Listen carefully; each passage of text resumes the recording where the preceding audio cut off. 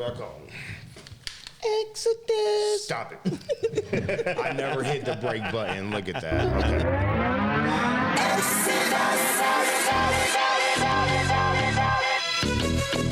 Movement of the people. Welcome to Exodus Nation.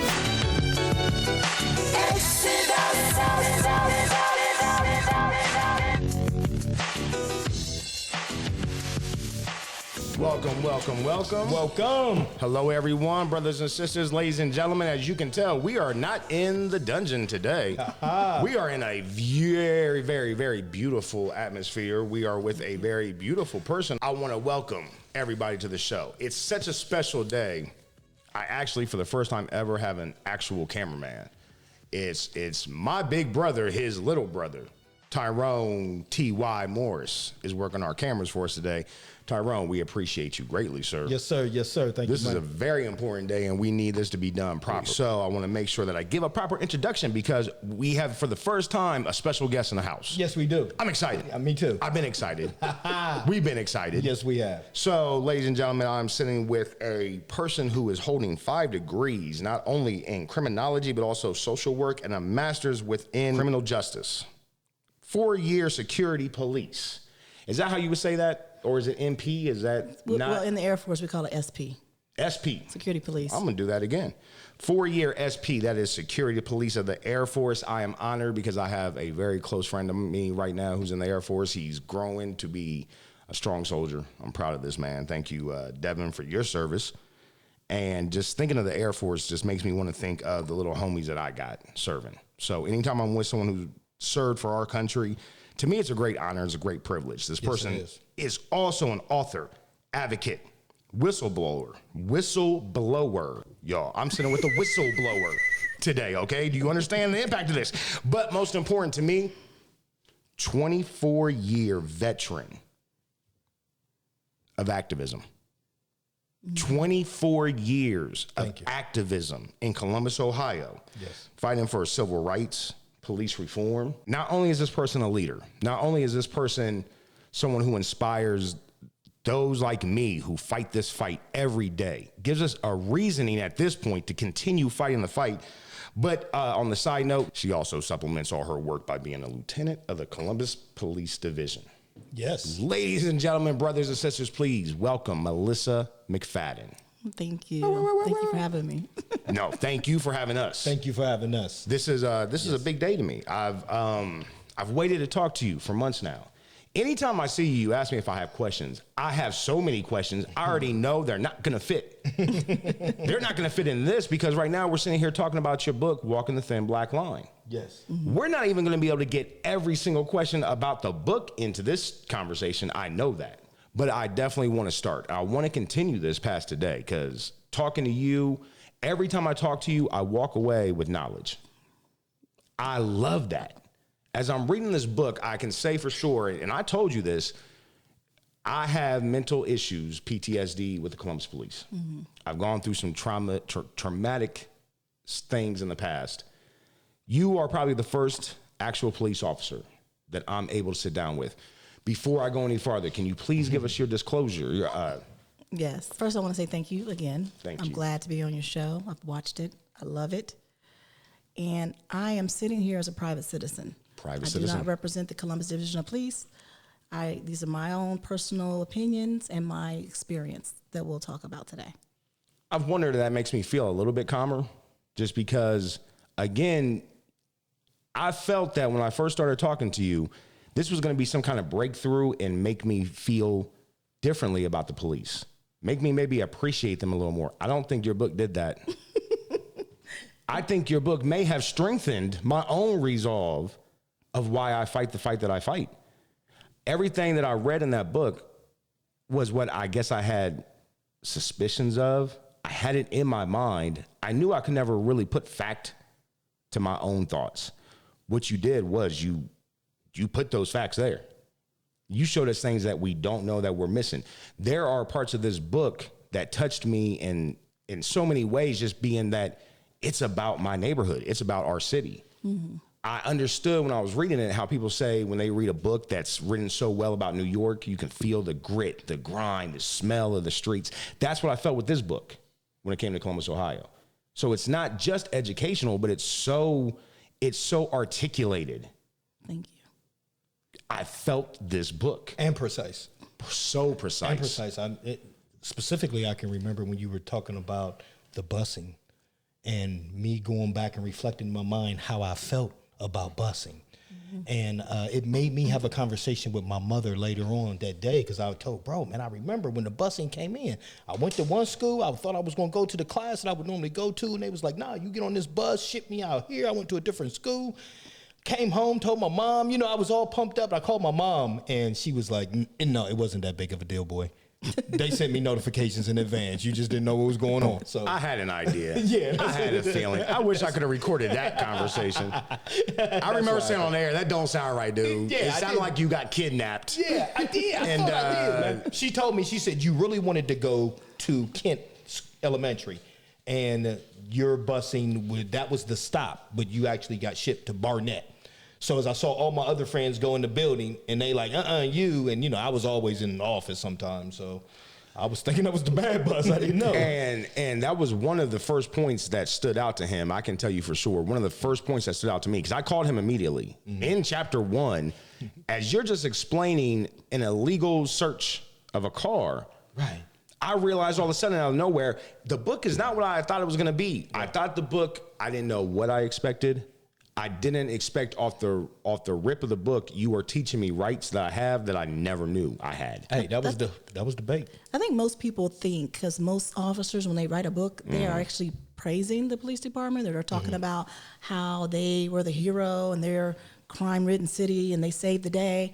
But I wanted something real. I wanted it to come across to the citizens of what I was feeling through my 24 years of fighting the racism. I was sick and tired of seeing our Black community suffer, and I had to do something about it. It wasn't enough that I'm in there fighting for every day, and under my watch, things don't happen because I'm there. It wasn't enough. Right. So I had to expose the whole system of policing, because if I didn't do it, who would? And it would just continue on. Right. So now you know. Thank you. Now somebody needs to do something about it. You know now. What inspired you to go into this field? Because you got some interesting things that I think that, people would like to know about. How long has this been rooted in you? Well, I grew up in West Virginia, Beckley, West Virginia, to be precise. I graduated from there. But when I was 14 years old, I always wanted to be a police officer. There's something about that profession. I just thought it was prestigious. I didn't have run-ins with the law or anything. I was an obedient child. And I just thought that was something I always wanted to do. So because where I'm from is such a small town, I decided I need to get experience. So I said, let me go in the Air Force, be police, learn, and then when I get out, become a police officer. And so that's what I did. So I signed up. When I turned 18, I left and was stationed in Michigan and stationed in the country of Turkey. And then when I got out, my mom had moved here. And so that's how I got here to Columbus. Gotcha. And I applied for the police department the first time. Of course, they turned me down. The second time I applied. And that's not unusual. I know an officer right now has been on 20-some years. He had to apply 4 times. And currently our hiring process continues to discriminate against females and African Americans. Well, still to this day. And I definitely want to get into that a little bit deeper, because the things that you put in the book, you actually talk about before you're even in training, if you actually make it through the application process. Before you even get to training, they're already looking to get you out during your physical. Yep. They're always looking to get you out. How do you get dismissed during a physical though? What is it that could get you dismissed unless you're in bad health? I remember Chief Jackson telling a story about how he had to have a grip. The doctor would shake his hand, and if he failed him for not having a grip. And so like limp wrist, you're saying? Like if I shook your hand and tried to squeeze your hand, they would have to squeeze your hand. And he failed. Just one time. Can you do it again? Like once you know? It's not a current thing. I just know the story. That's a story that Chief Jackson. Right. Chief Jackson always tells. No, that's what I was wondering with him. Like, hey, did they give you another chance? And I think they tried to fail him on the grip. So the next time he said he did it, he shook the doctor's hand so hard, he went to his knees. He gripped his hand so hard that he went to his knees. So it's he ended up passing. I like that one. So Chief Jackson used to always tell that story about how they would eliminate him. And it's a constant thing that's going on now. But I got on the department, and on coaching, that's the first story I talked to you about in the first chapter, is how I see this illegal search go on.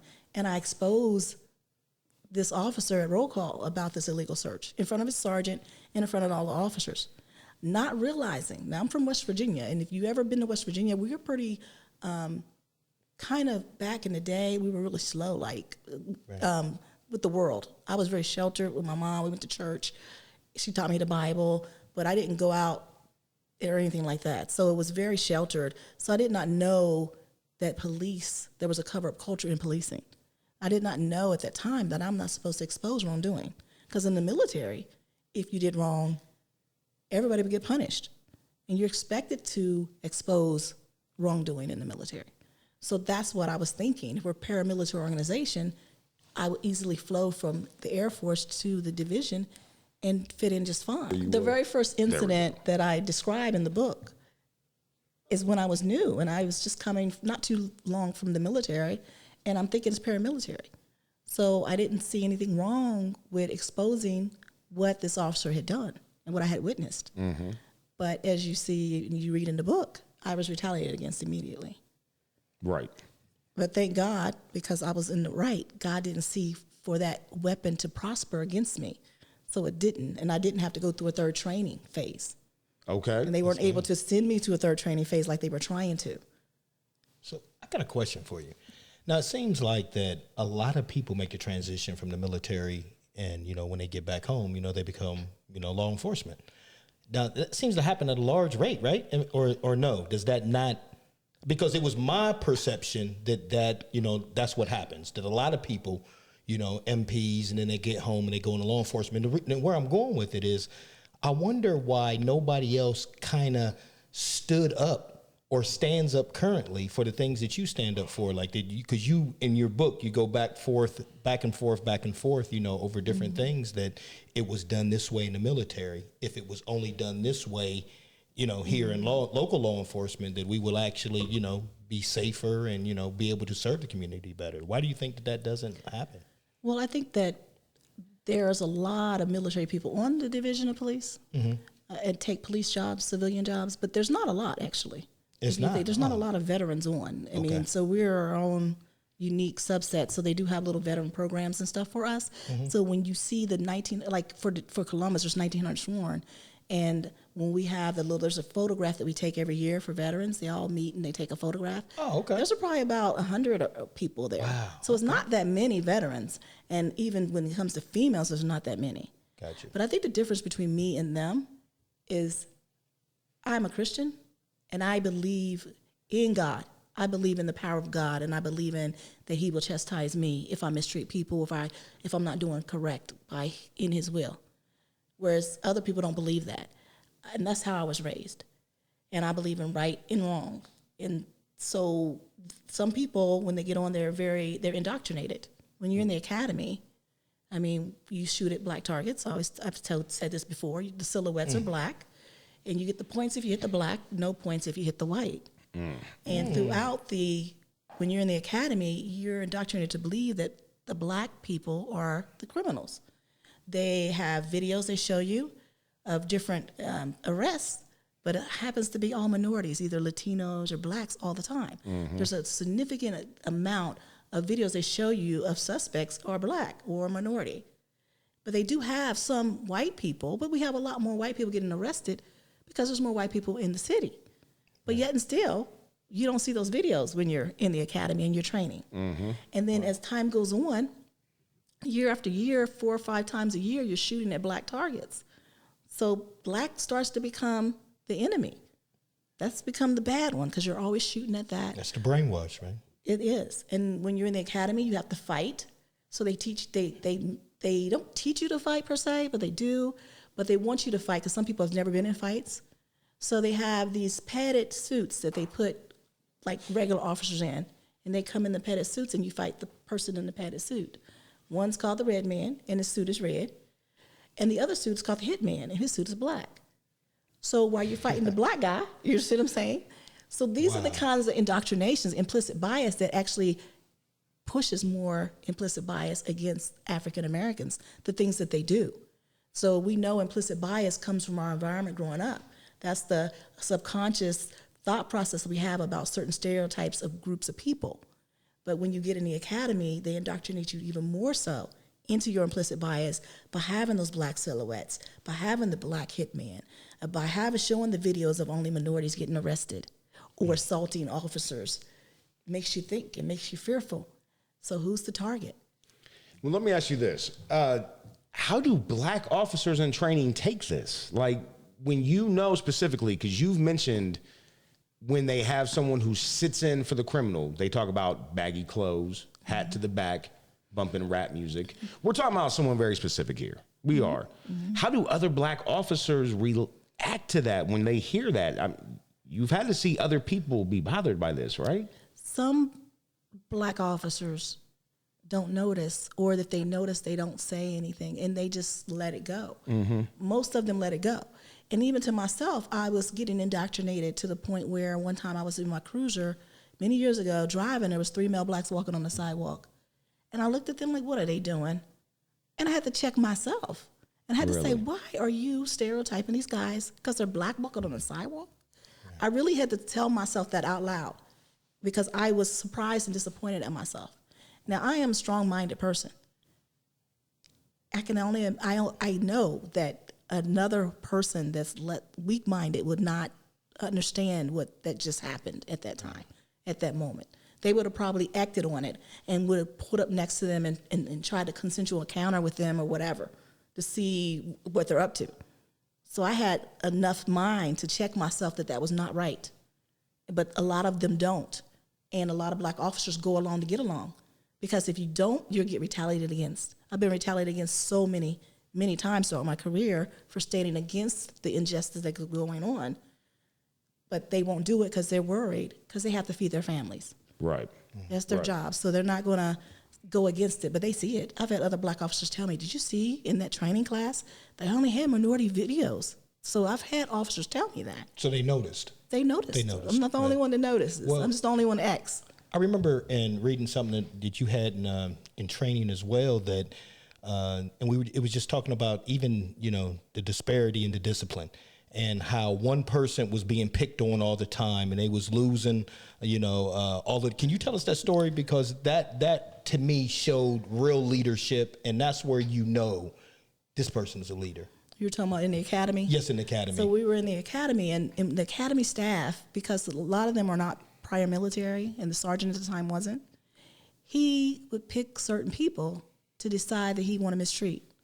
And he would pick on them, so therefore everybody in the class would pick on them. And there's no rhyme or reason. Once we get to the academy, we've been through all these different steps to get there. We should be there for training. Right. But they're there, we get there, they try to wash you out and try to cause you extra stress. And if he doesn't like you, this particular sergeant didn't like you for his own personal reason, he didn't like the way you look or whatever, he would personally do things to you. He would have this one, it was a male black sergeant, and it was a male black recruit. He would have him washing cars, just doing all kind of stuff. And we would have gig slips. In the military, in basic training, there's gig slips. And you can't lose all your gig slips. I think in the military, you get 3. And if they pull a gig slip because you did something and they write it down and they turn it in, you can get in trouble. Okay. In the academy, they have 7. We have 7 gig slips. And if they pull your gig slips, they tell you, if we get all your gig slips, we're going to fire you. So he kept messing with this officer, constantly picking on him, and pulled all his gig slips. So I felt bad for him. So I told everybody we need to give a gig slip up for him. So we all gathered the gig slips, and we took them in there and presented them to an officer, and he gave them to the sergeant. So we're back in class. We're like, these are for him. So the sergeant comes in class, takes our gig slips, and throws them up in the air like he don't care about them, whatever. But make a long story short, the officer, that recruit, did not get fired. He actually is still working today. He's been on 24 years, just like me. That's beautiful, and that's what I was thinking to answer Bro's question, because it's not even supported teamwork for you guys, even in training. What I was thinking was it was actually he was trying to make sure camaraderie wasn't had. Exactly. I mean, not just supported, but no, you're not allowed to have camaraderie. So, and since you guys are on the subject of the contrast between military to police, a question I had, because it's so vivid in the book, and I thank you for that. I thank you for explaining to us the difference in your training when it came to the military and to the CPD. And I understand that since you did the time, of course, as you're going through the training, it's always in your head, this is not how it was in the military. Did you come into the book, though, with that intention to make it paint it so articulated that we would understand that? Did you start the book like that, or was that something, because I know you wrote the book with E.D. Milligan Driscoll, correct? Was that an idea you guys both had, or was that you personally that you wanted to explain this to people? It was both of our ideas. Okay. Because I think it was important. It's hard being a police and explaining to people that are not in the system, because the system is very confusing for people. And the only thing we could think of was like, what could we do to compare it? Because most people know really what the military is about. They've had somebody in their family that's been in the military. You've seen a lot of military movies. Right. And the protocol typically is the same. And a lot of the military movies get it right when it comes to the discipline part and the obedience part. And if one person mess up, everybody gets in trouble. So that kind of thing is just a common knowledge amongst everyone. So I thought it was very appropriate to compare and contrast those two to help explain what I'm exactly talking about. Right. But just to say that the discipline's harsher, they don't discipline in the police department, and not have anything to compare it to would have been difficult for, I think, just a general reader to understand. And that's why we did that, to make it an easier example. And it did, because it was very clear. And one of the parts that stood out to me, as you brought up the movies get it right, one thing you said was there were drill sergeants in your training. They call them drill sergeants in the police academy? In the police academy, we just call them sergeant. Okay, sergeant. And you have referred to some of them taking on that R. Lee Emery attitude, but never actually even serving themselves. Correct.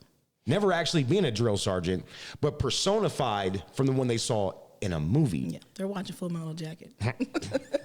So thank goodness he got it. Thank goodness he got it right then. Or I mean, how does that?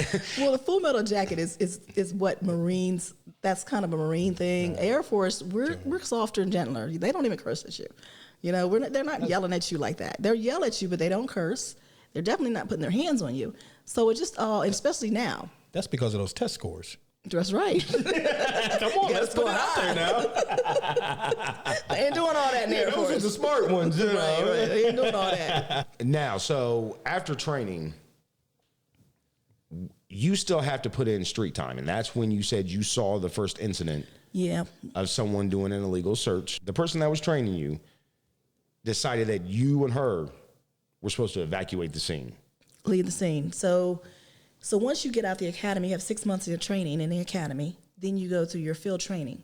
So it's like on-the-job training to show you exactly how to be an officer. So you go and you ride, say I ride with you for 6 weeks, and you teach me the ropes your way, and I ride with you for 6 weeks, and you teach me the ropes. At that time, there was only 2 phases. Now there's 4 total phases. Good. So now there was 2 then, and so I was on my second phase. So they evaluate you. So you would evaluate me in my first phase, and every week there's a performance evaluation done on me to see, making sure I'm doing everything I'm supposed to do. And at the end of that phase, if I pass that phase, I go to the next one. So I passed the first phase with no problem. I went to my second phase, and this would be my final phase. And it was a female black FTO that I was riding with. Okay. And we showed up because what happens when you see a cruiser stop a vehicle, another cruiser will pull up to check on them. And we'll just say, hey, just check and see if you're okay. We always do that. We always check on each other when we stop a car, because you never know who you're stopping. So we just courtesy to each other as officers, we check on each other. So we did that, and he was searching his car. And I knew it was illegal because the FTO was like, we got to go. We got to get out of here. So we left, and I think there was like conversation about what he did. I just can't remember it because it was so long ago. But I just remember her saying, we got to get out of here. So we left. And then she ended up being off on vacation, and they had to put me with someone. And I was scared that they were going to put me with this officer that searches cars illegally. And so at roll call, I said, I don't want to work with Dave because Dave is corrupt, and he searches cars illegally, and I don't want to be on Crooked Cops of Columbus, you know what I'm saying, featured. And everybody's looking at me. He's like, no, I don't. So there's a big talk about it at roll call. He's denying they searched his cars illegally. But I saw you. I said, I saw you do it. So I'm like, and to this day, I'm you got in trouble for that, right? I did. Yes. I did. Well, I didn't actually get in trouble. But so they tried to retaliate against me. So this is my end of my second phase, which I would be going out on my own at this point. And I had no negative marks at all. And so when she left for frigation, I was at the very end. And so when she came back, they're telling all this stuff happened. And then when it's time for me to go to my probationary period, which is a separate area, and I'm on my own, the guy that's in charge of all the recruits, he calls me and tells me, hey, they're trying to send you to a third phase. And if they sent you to a third phase, that means either they're trying to get rid of you or you didn't do well in your other two phases and they want to get rid of you. And they said you were unsafe. And on a run that we had where this lady said somebody came through her back door. So me and another officer went to the front and some officers went to the back. And when she came downstairs and opened the door, we went inside. They said I stood in front of the door, so I had officer safety issues, and they wanted to send me to another phase. Now, mind you, whole 6 weeks before, whole 6 weeks, almost 6 weeks, the second phase, no officer safety issues. Mm-hmm. Now, all of a sudden, I say about this officer being corrupt and crooked, now I have officer safety issues. So I went to that FTO coordinator, and I told him that this is retaliation, and this is why, because I said these things. And he said, well, if you don't hear from me, go on to your probation. I didn't hear from him. So I went on to my probation, and I've been working ever since. That's beautiful. Yeah. So let me ask you about the mindset. So coming out of the academy, and you're coming in, you get your 2 6 weeks and everything. I remember reading some things about the conditioning of the mind that they give you at that point for you and your families to let you know, that this is going to be difficult and you're going to be different and all this kind of stuff. How does that fit into, that time frame when you're just coming out of the academy and you're trying to get on the beat and you're trying to, fit in with other officers and stuff? Was that something that you took? I mean, evidently you didn't go with what they said, but I would imagine that the average person does. They kind of say that that's just how it's going to be. This is how we got to adjust to, police life. Mm-hmm. So they tell you in the academy that they'll ask you who's all married, and everybody raise your hand who's married. And then they'll say, okay, half of y'all put your hands down. You guys will be divorced before da-da-da-da. So they'll say so much percentage will be divorced before you retire, or whatever. They tell your families, they have a family night where they talk to your families. They're not going to want to, they don't want to go and socialize. They're going to sit with their back to the door. They don't want to sit with their back to the door. They're always going to be looking around. This is how we change. So they tell you how you're going to be. They tell your family that too, They tell your family, yes, how they're going to be. So don't worry. This is just normal. They're going to lose friends. They're not going to be the same.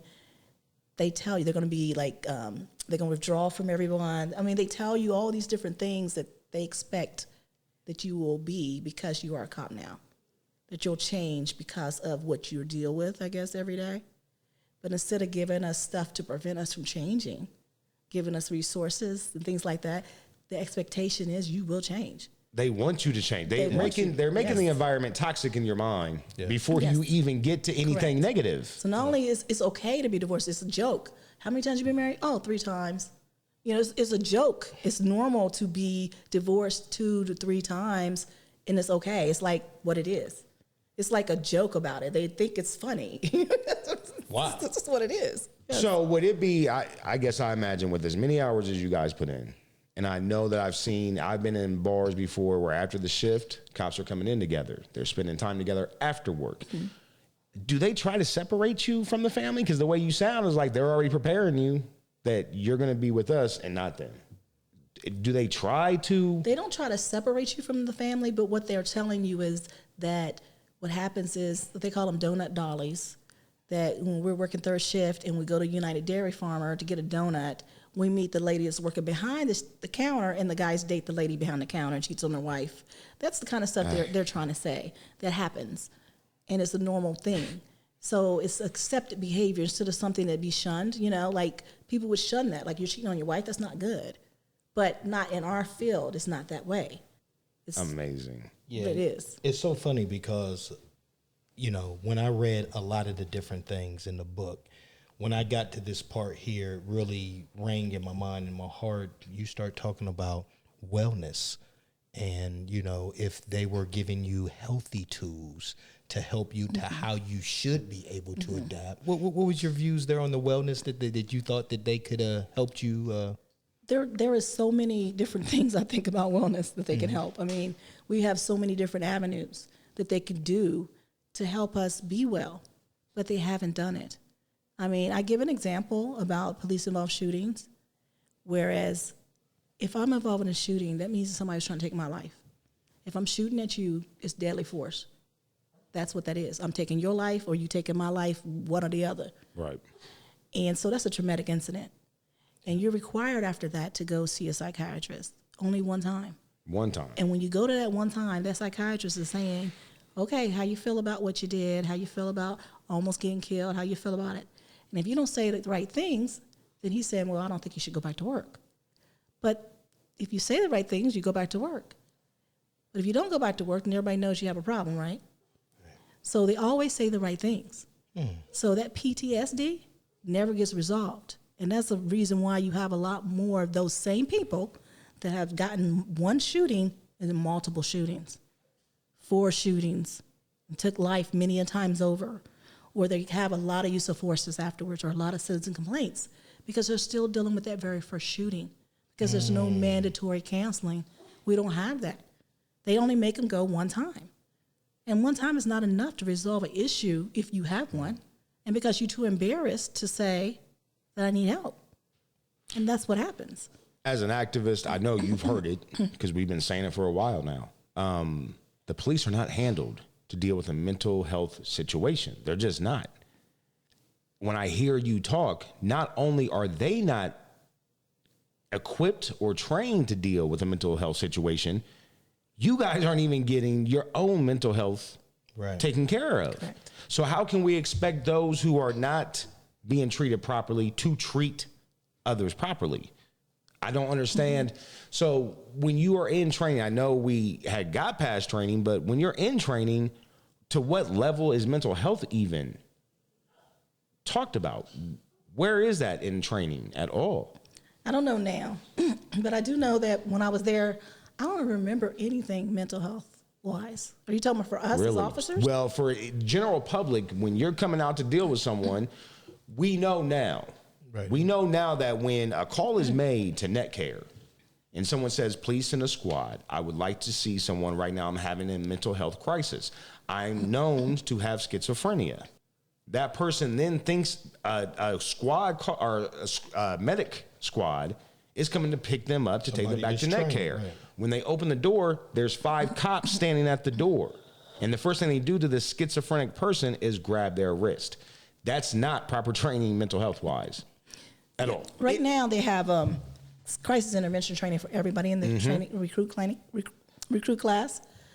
But we are not mental health professionals. That's right. I have a social work degree. I'm a licensed social worker as well. And I have 4 years for that degree. They just get like a 6-week class. Yeah. Right. That's still, there's so many different disorders out there, mental health disorders that vary, that manifests itself in different ways that we don't know how to deal with it. So we need to defund the police and take what we were spending money on officers going to mental health calls and have a social service agency doing that. That's what we need to do. We are not equipped for that. I don't care, 6 weeks of training is just not enough for all the different kinds of disorders that are out there. We're just not experts in it. And that's what you need dealing with those people. Unless there's some kind of knife or gun involved in that crisis, if it's just a general mental health crisis they're in, let the professionals deal with it. That's what needs to happen. It's ridiculous. Yeah, can you break down the defunding part for us again? And I think why I would like to know, because it's interesting to me that you use the term defunding. Right. Because as an officer. Everybody usually goes crazy when you say defund the police. So you intrigued me too when you said that. Well, for me, defunding means just reallocating monies that we use for certain things. Makes sense. To social service agencies. Like Narcan. When there's overdoses, we have Narcan, we respond and we give the Narcan to the person that's overdosed. But why are we doing that? Why not take the money and give it to a social service agency? that can be around the clock and have a Narcan van that they respond to these overdoses. That takes it out of the police hands. Right. What's happening is we're getting, anytime they want something done, they say, let the police do it, let the police do it, let the police do it. We have been overwhelmed with things that we do that are not police related that should be done by another agency. Mm-hmm. And so we can't get to the basis of policing anymore because we're too busy going to the sub to get in a defibrillator so we can use it for somebody in cardiac arrest. That's not our job. Right. So that would definitely be an advantage because by reallocating the funds, that would actually give you more time to police. Correct. Got it. I That's understand. exactly right. Even to where little neighbor disputes, we get called on the craziest stuff. A neighbor called because this person, their neighbor is lawn clippings from cutting the grass is going on their lawn. That kind of stuff should not be something we respond to. Have a security element that responds to little neighbor disputes that doesn't result in violence or anything like that. I don't understand that. I mean, why would you even be sent on that call? If the maybe it's escalating. Maybe it's escalating and they call us. That's who they call. They call us. And the dispatcher literally says, we're just going to send someone out. They don't say, well, ma'am. I mean, even if you insist on a cruiser, we have to send a cruiser out. That's what we do. If I have a wild animal on my doorstep, they won't send the police to help me. I've called them because we've tried to figure out how to animal control. They tell us, call animal control. We can't do anything for you. So how does grass clippings constitute an actual cruiser? Because they are saying there's a dispute with their neighbor. Okay. And they want a report filed, right? They either want to report sometimes, even if it's not even a crime, when they insist on a report, we got to give it to them. So there's a lot of things that we don't need to handle that they can have like a security company to go out and be the mediator. We don't have to be out there for certain calls, but we are out there for everything. Going back to you being a 24-year activist, like I said, when do you feel, because you've said that you never even thought of activism before being in the CPD. Did the CPD make you an activist? Is that what happened? Yeah. Yes. When would you say your first official time, besides actually busting out Dave, and says Dave did it and you saw it, when would be your first official report that you had to file in the name of civil rights violation? Or are you talking about just official report like an EEO violation? Yes, and as a matter of fact, can we just start with you explaining to us what is an EEO? Well, it's equal employment opportunity, and it's a complaint that we file inside if we're feeling we're discriminated against based on our race, sex, gender. You said sex already, and sexual orientation. So you file this EEO complaint against the person. So I filed one against my sergeant in 2000. Well, I started in 2001 getting mistreated when I worked in training, and I think I filed my EEO in 2003. Okay. So that was my first official EEO that I filed, but since then I've filed several more. So because I constantly try to fight them when they mistreat me. Right. And I've even filed third-party complaints. If I see them mistreating someone else, I'll file on their behalf as well. I believe that I've always been an activist, just know I was an activist. When I was growing up, I was always for the underdog, always for people that were the ones that they picked on. I didn't like that. So I've always stood up for people. Even in the academy, I stood up for that officer. Right. And that sergeant was picking on him. Right. So I've always been for an activist for other people and an advocate for other people. Okay. I just didn't consider myself a true activist until the last few years, you know. Well, everybody might not know that you also are thought to be like the MLK, the new MLK, just in your activism, because the change that you're going for is going to affect people to come after you. And I think that's what you said you definitely wanted to influence and do that for the people who's coming next. Yeah, I do want to influence to help the people that's coming next, because I'm done. I can leave today and be just fine with my life, but I want to see changes for the people that's coming after me, the people that's there, because no one should be able to have to deal with a toxic environment like the Division of Police. It's toxic inside, and as long as it's toxic inside, it's going to continue to be toxic dealing with the people on the outside. You can't fix the outside if you don't fix the inside.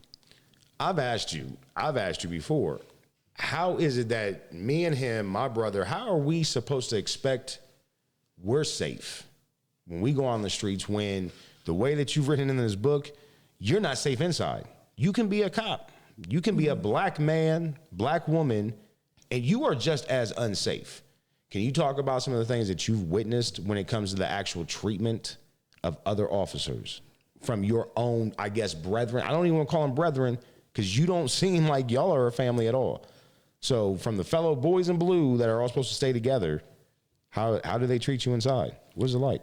It's unfair. They treat us unfair. They don't give us, I even tell you, the chief of police at the time, which he just recently got demoted, he passed me up on 2 jobs that I should have gotten. For male whites that's less qualified than me. My resume, I have 5 degrees. The law degree is the last one that I received.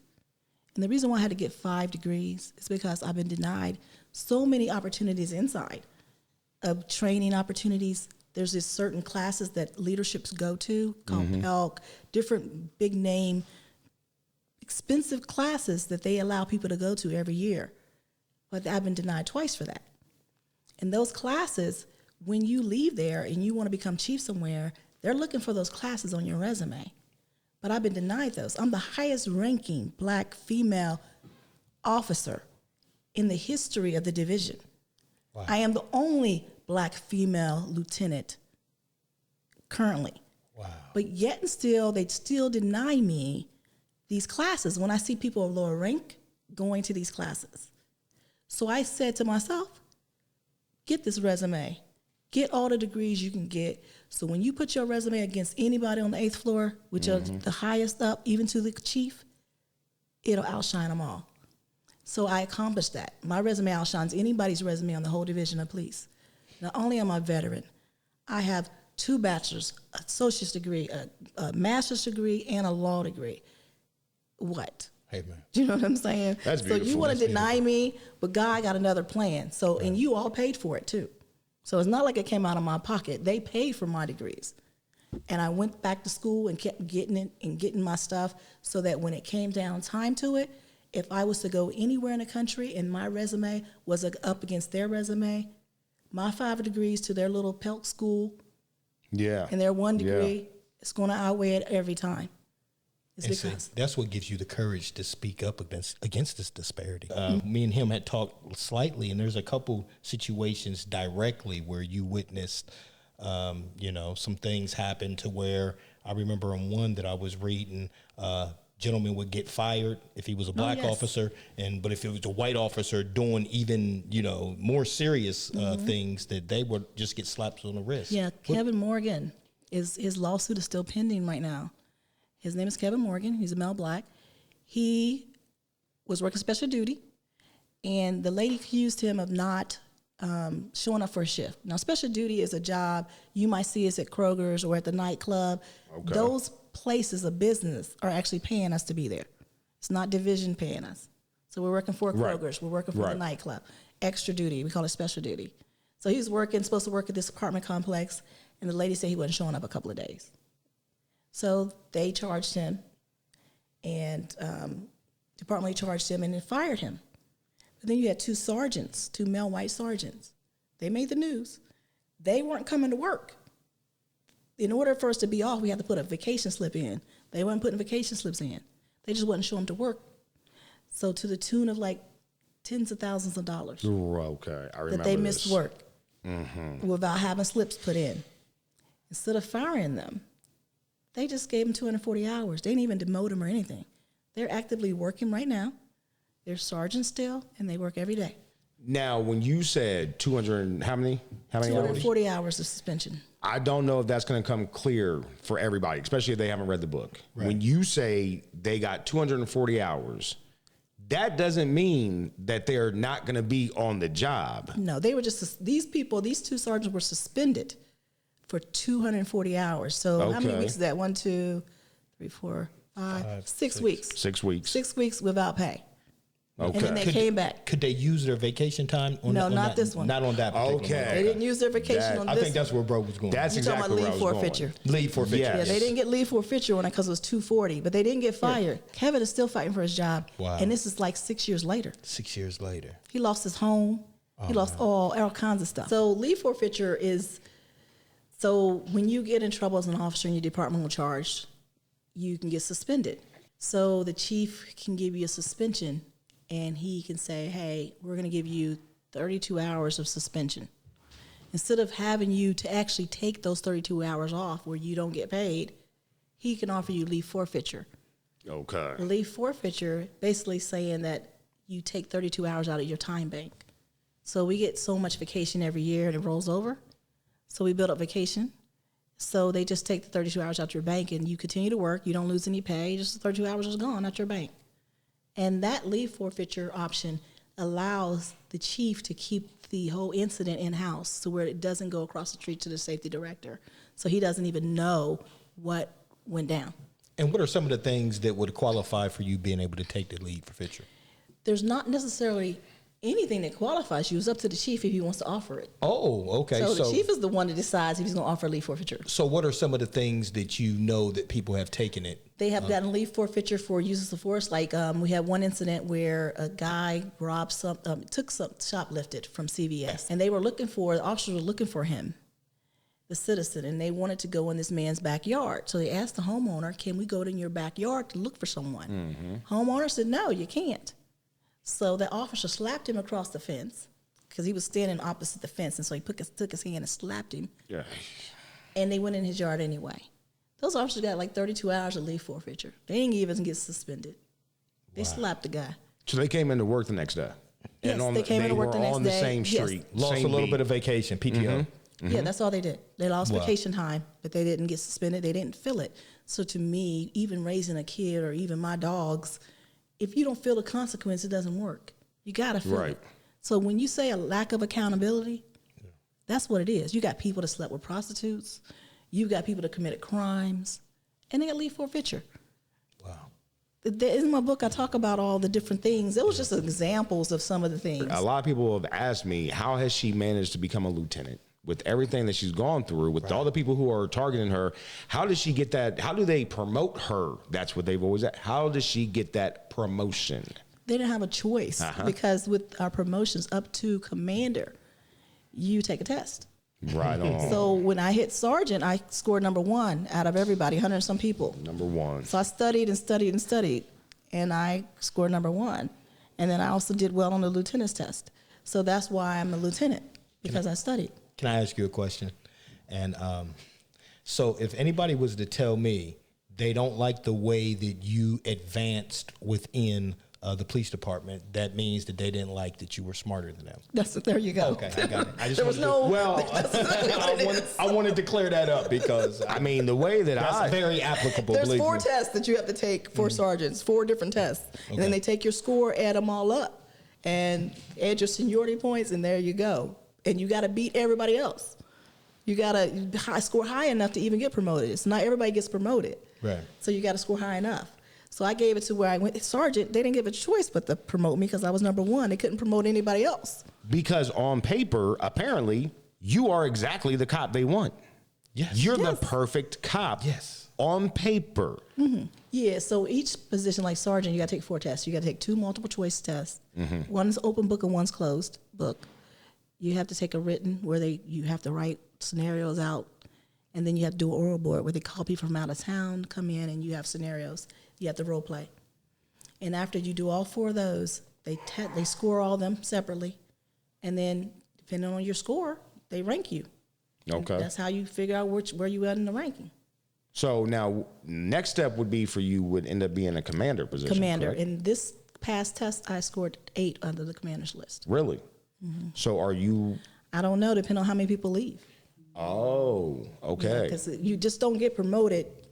It's got to be a vacancy. Right. Understood. Got you. It's only a certain amount of slots. slots. Not only have I promoted myself in a sense of studying and doing what I need to do to get the promotion, I've helped 10 other minorities get promoted as well. That is gigantic. And I was going to bring that up and say, and I talked to brother on the way here, man. We were talking about the study groups that you had in order to help other people through that sergeant's test. Mm-hmm. And when you stop doing it, you see the numbers decreased on those that were getting put in. So what do you think? How can how do you support that continuing, even if you can't be a part of it? I mean, is it just nobody else cares, or is it? I think it's kind of, people are disheartened because they feel that the promotional process is rigged, because a lot of agencies outside of the division, they have outside agencies doing their testing process. Well, we don't. We use internal SMEs, which we call them subject matter experts. So they might come to you and say, hey, what do you think we should put on the test? And the people inside the division knows what's on the test before the test is given. Wow. So they're supposed to start, they sign this form and say they won't tell anybody what's on the test. But who's to say they're not? Right. We, as people that's in the division, we feel that they've told people what's on the test. We feel that it's rigged. So for me to get number one, it's because I studied. We could still get past the test, but we have to actually study for it. Right. There's some people we feel that don't have to study because they already know the answers. Because the people that's making up the test are inside and that they're friends with. So it's rigged. So we kind of get discouraged about taking it, but we can still take it and pass it and do well. We just have to work extra hard at it. It's hard competing against someone that already has a head start. It's not an even playing field at all. It's not even. So that's a discouraging thing. But we get promoted. It's not that many of us, but we do. And so when I helped them study, we studied hard. Every week I met a group, 5 groups a week, 1 hour each group. It was just a lot for me. That's why I stopped. It was too much. I just can't do it by myself. And I told them they need to reach back. So some of them are actually helping others that I've helped. So that's, hopefully it'll continue on. Pay it forward. Yes. That's beautiful. You've also been an advocate for some of those fellow police officers, correct? Yes. Can you tell us about that a little bit? The whole thing that when they came after me in 2017, it was because this female black, she was having problems with her white sergeant. He was making her do things that he wasn't making any of the white officers do. We have subpoenas that come in to subpoenas all to court, and it'd be a large stack of them because we all got to go to court on our cases. And what they do normally, they all split, everybody's working in the area, they split them up. And they got to look up the assignments of each of the officers so they can send them. Okay. Well, he was trying to make her do the whole stack herself, and that never, ever happened. And that was just the last straw for her. He had been doing many things to her that she felt was treating her differently than the rest of the white officers there. So she came to me. Well, she first went to a commander and complained on him. The commander didn't do anything about it. So she called me. And make a long story short, they retaliated against her. But in the process, the internal affairs commander came down to her and told her that her complaint wasn't going, told him, the sergeant that discriminated against her, that don't worry about your complaining. It's got to go through me. It's not going anywhere. And basically said she's going to take me out, blah, blah, blah. So all these different things. And then they came after me. But that was me advocating for her. She filed an EEO complaint. And all I was about to ask you that. Yeah, I helped her file an EEO complaint. I got her in touch with a lawyer and all these things. But they still retaliated against her. She still got a written reprimand because it's all, when you accuse someone of violating the EEO law, being racist, they close ranks. And they all are in cahoots. They don't like it. They hate it. Even though it's true, they don't like to be called racist. Right. So they close rank. And even though they don't have anything to do with it, they'll side with them. They'll side together to make you look crazy. And it's just really bad. Well, now, can those EEO reports, can they just disappear? Can someone get rid of them? What's the process there? The Internal Affairs investigates them. Okay. And they never sustain them typically. It's very rare that they say they're guilty of the EEO. They don't ever want to say they're guilty because I guess they're scared of liability. Can you dispute that? You can, but the people that you're disputing it with... Still them. Is it still them? Never mind. It's still them. It's all a closed system. It's still them. So it's just not a fair thing. That's why we advocated for having an independent person to be our EEO compliance officer in last 2019. The mayor hired her. Me and the pastors got together and gave the mayor 7 expectations, and one of those was to hire EEO compliance, an independent person that we can go to complain about EEO discrimination. And he hired her in 2019. So that has been done, and she is making a difference. So you do see a significant change? I see a difference in the sense of she's not one of them. She's not in the division. So it deters things, I think. Okay. It deters things. So I've seen a big difference just having her there. I don't know if you have knowledge to it, but had they increased since she started? When I spoke to her, she said that she wasn't expecting so much work. She's getting a lot. Really? Yes. Wow. Well, let me ask you this question. Since before, it kind of sounds like you file an EEO complaint, not a big deal. It doesn't sound like it's a big deal to them, but not in your favor. Okay. It's a big deal because they come after you. Uh-oh. But they never investigate it right, and they always say it's not sustained. They never found them guilty, put it that way. Now, what I guess I wonder, because I know you have filed plenty of EEO complaints. If you are the type of officer, just in your opinion, if you're the type of officer who has never filed an EEO complaint, does that mean you've never seen any fracturing of duty? Is that what that means? Or no, it just means that you are probably afraid to file it because it's a taboo to file it. Once you file one, it's like, oh my gosh, she files EEOs. They kind of, people don't talk to you. Whistleblower type thing. Yes, it's basically what it is. You get response like a whistle. People don't talk to you. They retaliate against you. I mean, it's really, really crazy. Shouldn't that be something that people don't know you filed? I don't understand. Why? Good point. That can get you hurt. Right. Why would it even be up to discussion that this should not be anonymous? Obviously. Come on. I know, but that's just how it is. And they do not like it, and they retaliate. There's no help. Now with the EEO compliance officer, there's more faith into the system that we at least can go to her, and she's not a buddy with this person here. Okay. But they are really bad. I mean, it's really hard to explain because it's such a massive, and it's so unbelievable. You wouldn't think officers that are supposed to be just and fair are like this, but they're really bad. They're bad, and you guys know that because you're in the community and you know how bad they are. Right. Well, it's funny because I learned that every time that an officer searched my vehicle, it was a legal search. Mm-hmm. Every time. That was the call I called you on that very first night. Every time, because I was thinking, every time I'm in the back seat. Yeah. Every time. But is it consensual? You mean, did I say yes? Did they ask you, and did you say yes? Yes. So to both of them, they asked you? I can remember specifically. One, they asked me, and one, I didn't get asked.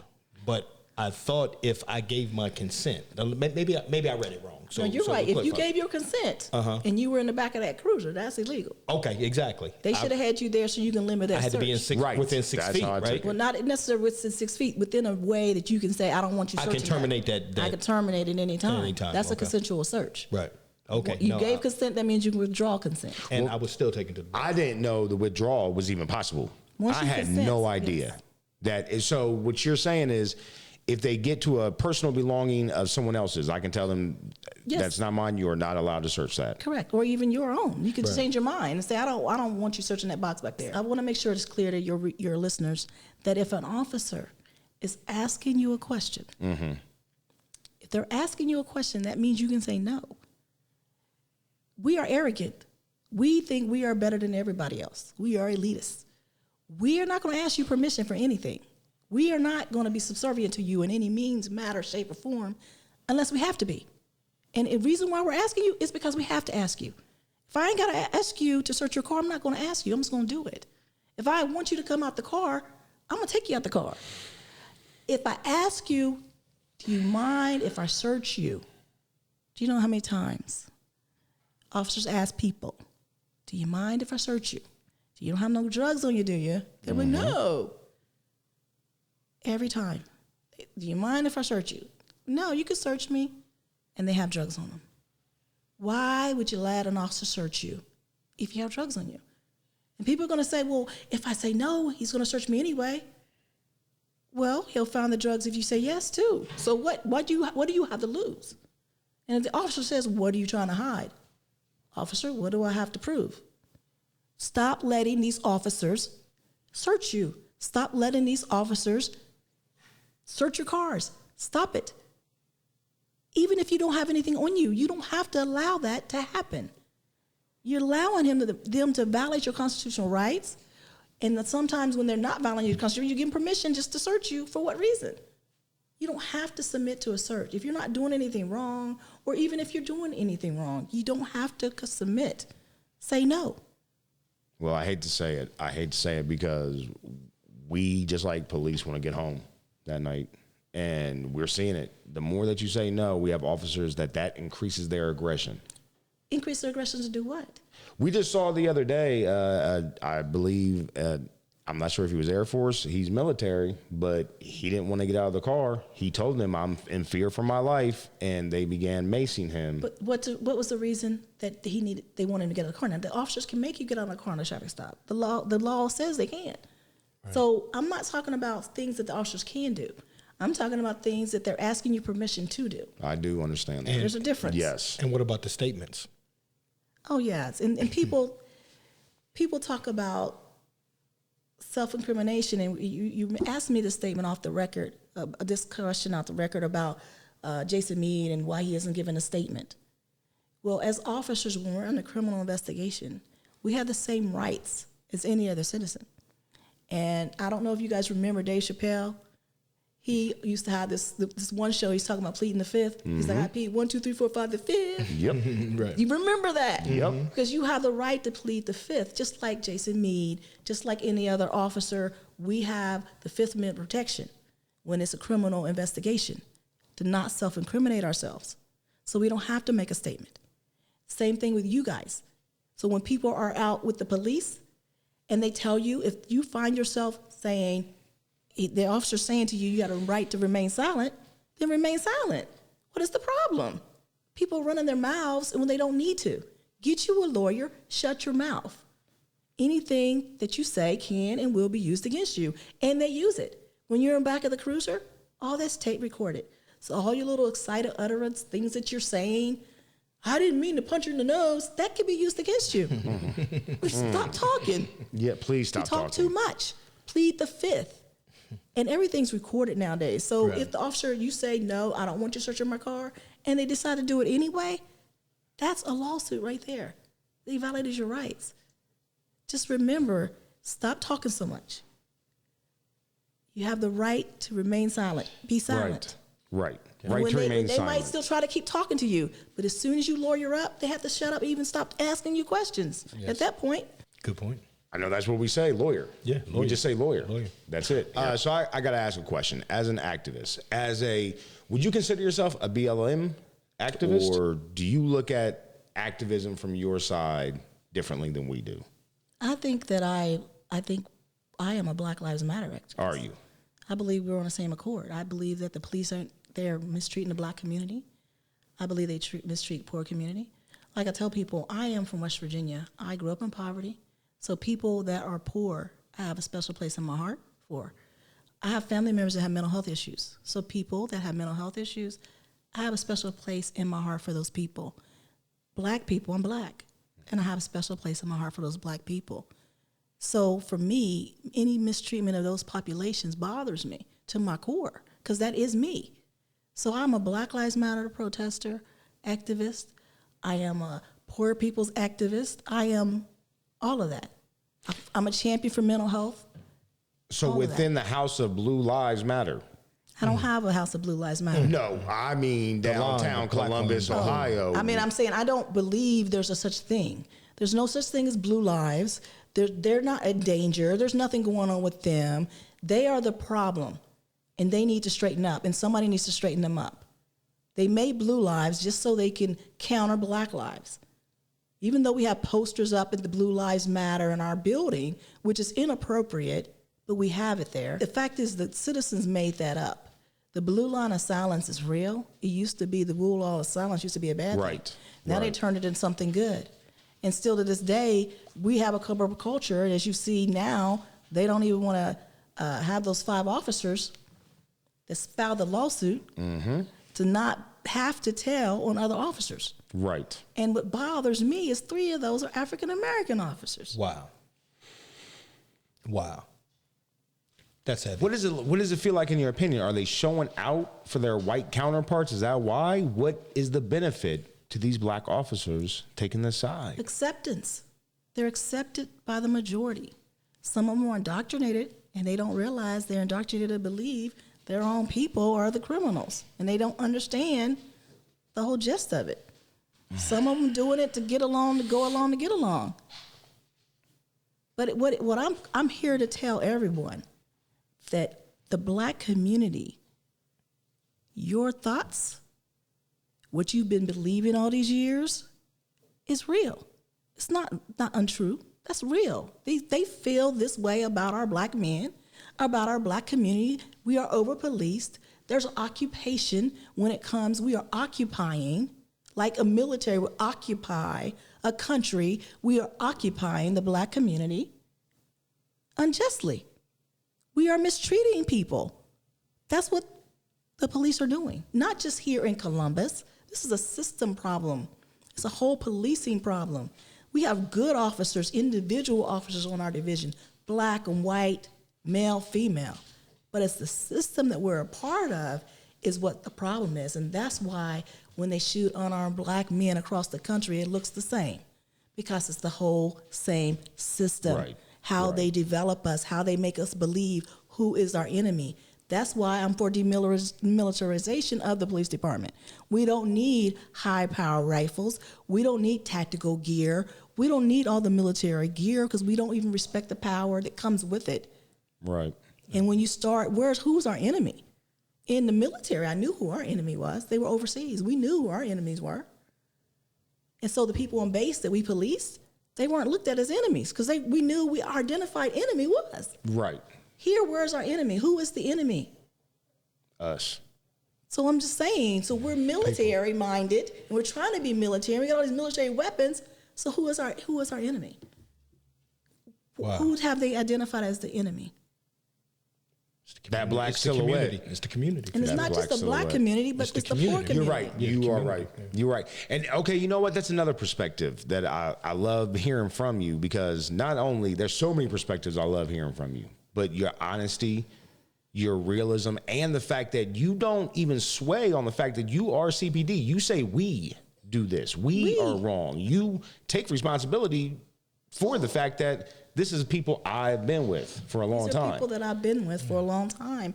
And like I said, I'm speaking on behalf of myself, not on CPD. Right. This is my personal opinion from my experiences, things that I have lived and witnessed, things I have examples of. So I put names in the book because they will say I'm lying.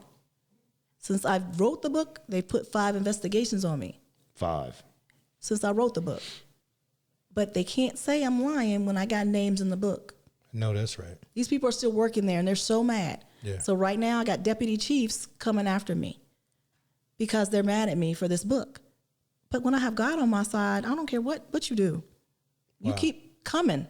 But I'm going to keep telling the story, keep exposing them, and then maybe somebody will see it and change it. Because the system of policing is corrupt.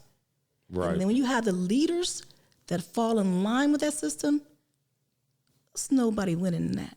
Man, so what does reform? I mean, what does reform look like to you? I remember reading the 7 Expectations and how that all came about. What does reform look like? Reform looks like when we start taking an officer off of Bethel Road, putting him on Mount Vernon, and he treats them the same. That's what reform looks like. Reform looks like accountability at the top. When you don't have deputy chiefs that have lifelong appointments, so they don't ever have to say they're sorry. Because they once you get that position, you never go anywhere. So they are controlling everybody underneath them. To me, you put term limits and you say, deputy chiefs, you got 5 years. And in 5 years, these are the measurements that we're looking for. If these measurements are not met, then you got to go.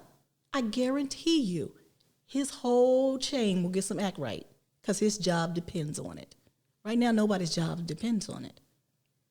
They can act a fool and have their people acting a fool, no accountability, and no one's job depends on it. You already know the union's going to fight for people's jobs. Deputy chiefs aren't in the unions, but they're lifetime appointments. But we made their jobs, they're the second in command. If you don't know, we got the chief and then we got 6 deputy chiefs. Yeah. They're very powerful. If those deputy chiefs' jobs depended on how their people treat the citizens, that'll make the difference in the world, because they'll make sure they act Well, right. for that, aren't we dependent on Andrew Ginther, our mayor? Aren't we dependent on him putting the proper chief in place to begin with?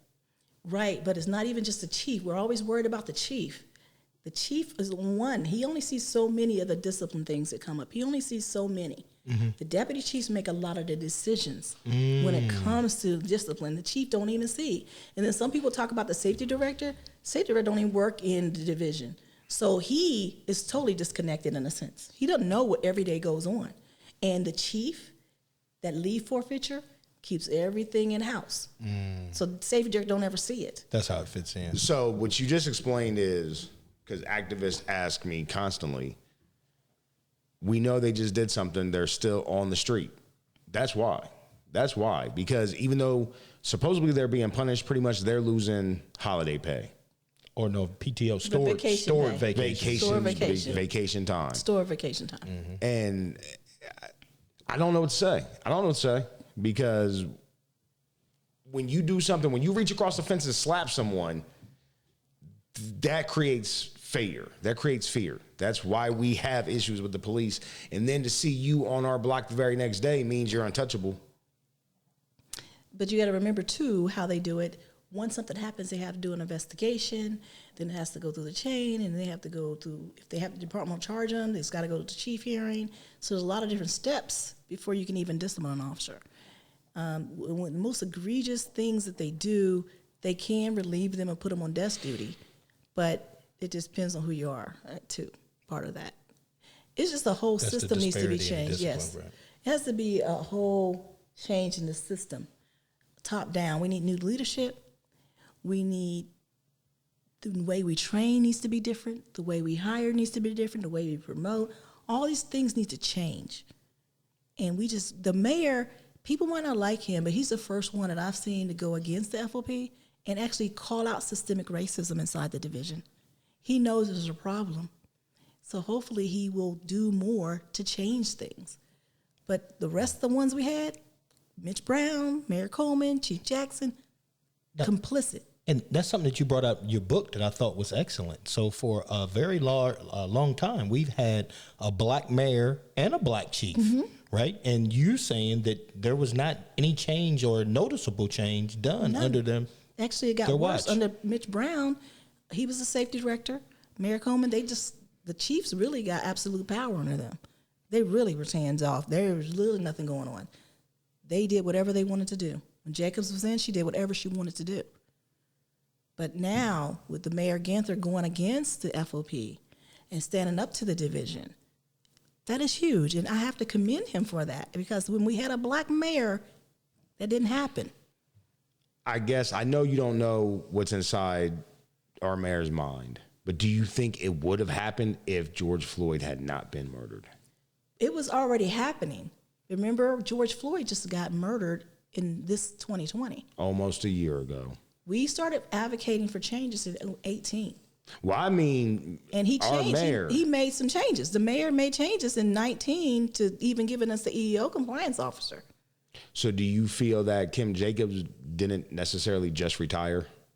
I don't know for sure. That's a good one. I'm just curious, because for me it was very strange. It was very strange. I remember how the ending happened, and it almost like she disappeared. I know she had family issues. She disappeared in the fall, and then she came back in January and cleaned out her stuff and was gone. I think that was weird. It was, but I have nothing to confirm anything other than her retiring. But I do know that he did start making changes before George Floyd. The BCI we asked for in the 7 expectations, because of George Floyd, he pushed that. That was done deal. 7 expectations? What's that? Yeah, the 7 expectations are 7 expectations me and the pastors, like faith leaders across Central Ohio, submitted to the mayor in fall of 2018. These are changes for, 3 of the changes for internal changes inside the division of police, and the other changes are for external changes to help the community. And some of them, like the EEO compliance officer, we wanted somebody independent we can complain on internally about discrimination. Okay. And he implemented that partially. BCI, which is the Bureau of Criminal Investigations, we asked for them to take over police-involved shootings. And he finally did that in May of 2020, after the George Floyd protest, during the George Floyd protest, actually. He made that happen. So there's certain things he's done. There's several other expectations we're still waiting for. Mental health for officers, mandatory. We want that. We want drug testing and alcohol testing for officers. Right now we have random testing. But if you get involved in a shooting and you kill someone as an officer, right now, that person that dies, they're going to get a toxicology report, but the officer that did the shooting does not. And I don't think that's fair, and I think it's only fair that both of them gets tested. If you're going to use the drugs against that person that got killed, the first thing they want to say is they had drugs in their system. Right. Then why don't we know if the officer has drugs in the system? That's right. If we're legitimate and we aren't using drugs and all that, shouldn't be an issue. Yeah, let's be transparent. That's right. So that's what we're asking for, that. And there's several other things we're asking for, but you got to get the book to see the rest of those people. Yes, for sure. Well, let me ask you about something that you know is very important to those I work with. And now we've actually had a second state, New Mexico, just end qualified immunity. So like you said, not only can an officer shoot and kill someone, execute someone, they technically don't have to give a statement. And then we're looking at keeping their job and possibly getting off on everything because of qualified immunity. How do we end qualified immunity? Well, qualified immunity is really about the families getting, actually for me, qualified immunity is holding the officers accountable. Because right now, what it is the doctrine that prevents you from suing an officer in his personal capacity, okay? Meaning that you can't come after my house. You can't come on my bank accounts. Right. So if I did something wrong to where you can sue me and you are eventually found, I'm eventually found guilty of it, the money that they award you comes from the city's taxpayers' money. Us. It does not come from the officer. But to me, if you end qualified immunity and make it so where my money, my personal money will be on the line, and my personal house will be on the line, then I am going to act differently because I don't want you taking my house and my bank account money. Right. So to me, that's why we need to end qualified immunity. That's such a huge thing that we were to end that one thing. It would make a huge difference in behavior because nobody wants to put their money on risk or their family's house at risk. Nobody's going to do that. So they're going to make sure they walk in line with the rules because they don't want to be able to be sued. And the fact is, ending qualified immunity doesn't automatically give you the right to sue the person. You have to still have to stand in. You still have to get past the judge to even file the lawsuit. But right now, you only have the option to sue me personally. You don't even have the option. No negligence at all. Right. For any negligent type thing. Correct. And because the way they have it written, it has to be, you could get past qualified immunity, but it's very slim. It's got to be the exact same circumstances. Say you say Andre Hill. If they want to get past qualified immunity on Andre Hill to sue Adam Coy personally, they would have to find a case that's already been adjudicated, already been found out to be guilty with the same exact facts.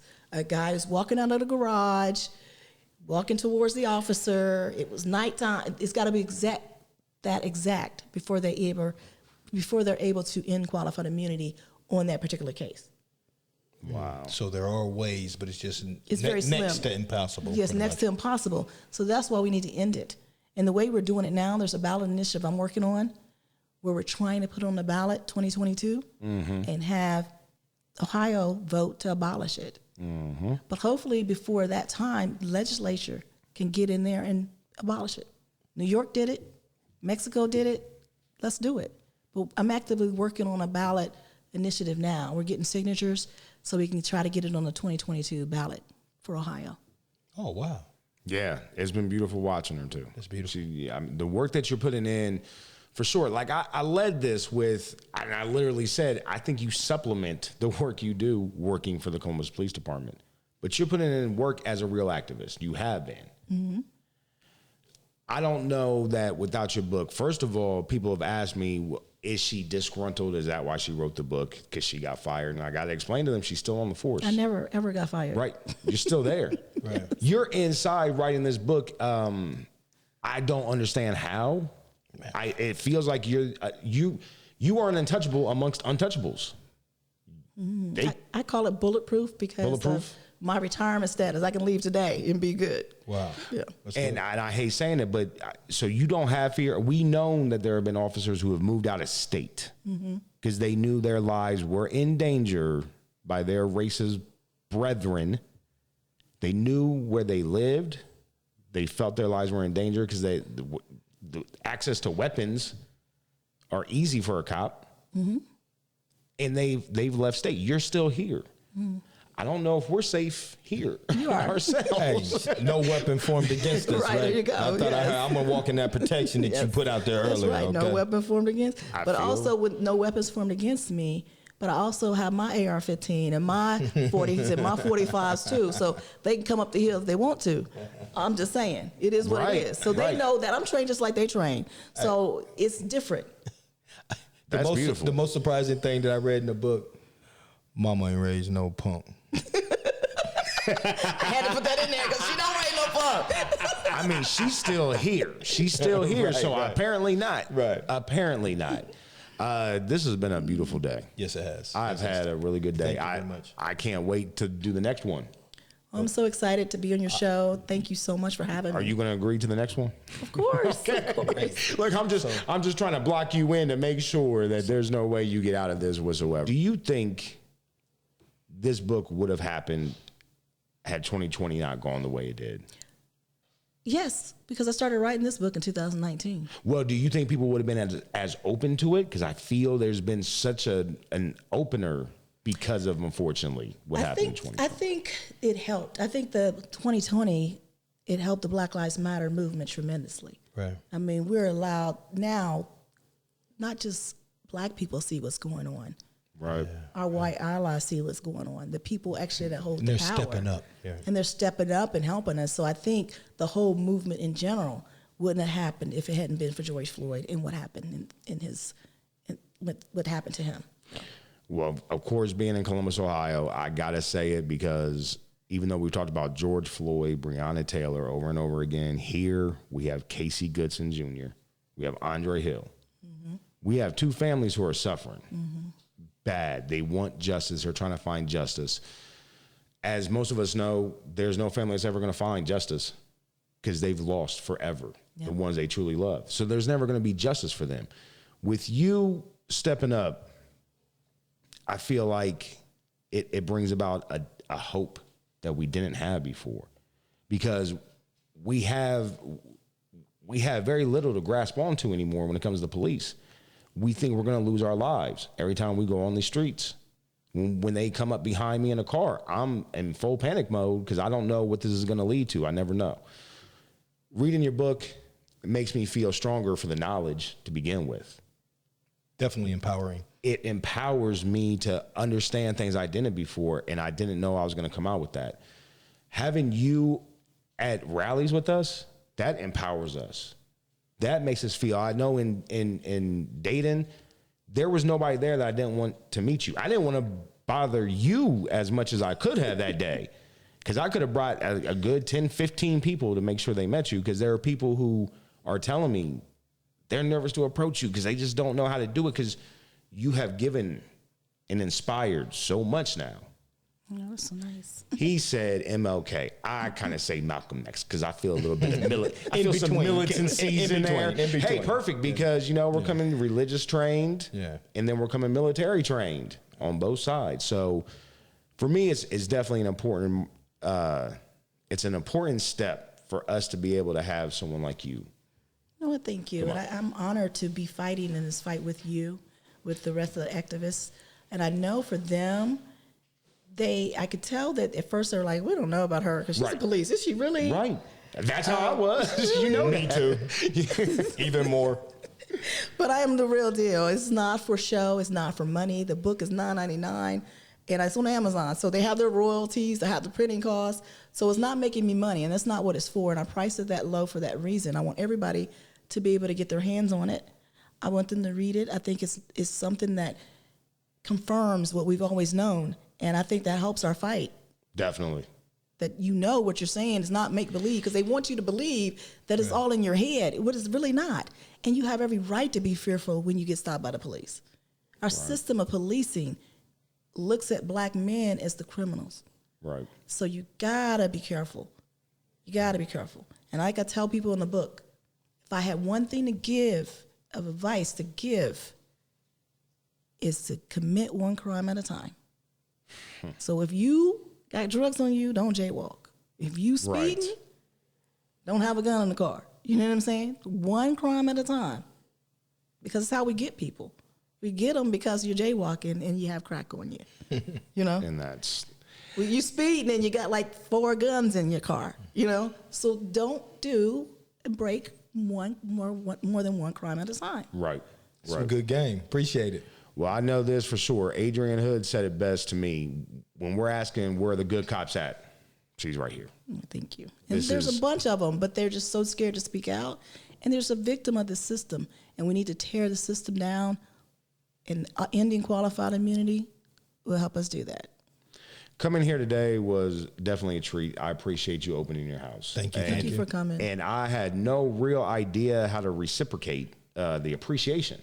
And I asked him, you know, what do we do? Do we cook her dinner? Do we do that? Because we got a chef with us. And he was ready too. He had like 4 meals instantly. Okay, that's too much. That's too much. We can't do that. Do we bring her a bottle of wine? What do we do? I got to say, my big brother, he came up with the best idea. But honestly, you guys bought my book, you pushed my book, you've given my book, you've allowed me on your show. That's what you've given us, right? But there's a platform, though. It works both ways. But what do we give you, though? But we have to give you. Can you please accept? I will accept, but I just thought you gave me a lot already. Oh, that is so nice. Oh, my God. We're going to get some camera work on that, too. Go ahead and read it out. Go ahead and read it out. Explain what you got there. This is a plaque, and it's got my cover of my book on the top. And at the bottom, it reads, Exodus Nation proudly honors Melissa McFadden. Your courage and dedication will empower change in Columbus for generations to come. I believe that wholeheartedly. That's so sweet. Ashe. I love it. Ashe. Nice. Oh my gosh. Thank you so much. I might take this to work. You know what? Do you need us to get you another one? No. Next show? You know what I'm saying? No, one for work. It's fine. Lieutenant Melissa McFadden, my friend. I appreciate you. Thank you so much. Thank you. Beautiful. And this has been a great day. Thank you very much. All right. Thank you for your time. Ladies and gentlemen, we will be back very soon, brothers and sisters. Take care of one another. Look out for one another. And as she has told me before, when you see a traffic stop, don't just roll by. Watch the traffic stop. It's your right. Stay away. Let the police do their job. Put it on video camera if you have to, because someone's life could possibly depend on you. With that being said, for my brother Tiger, Melissa McFadden, Tyrone Morris behind that camera, love y'all. Love you careful. too, man. Be careful. You can't sing no matter what Melissa says. Beautiful. Thank you so much.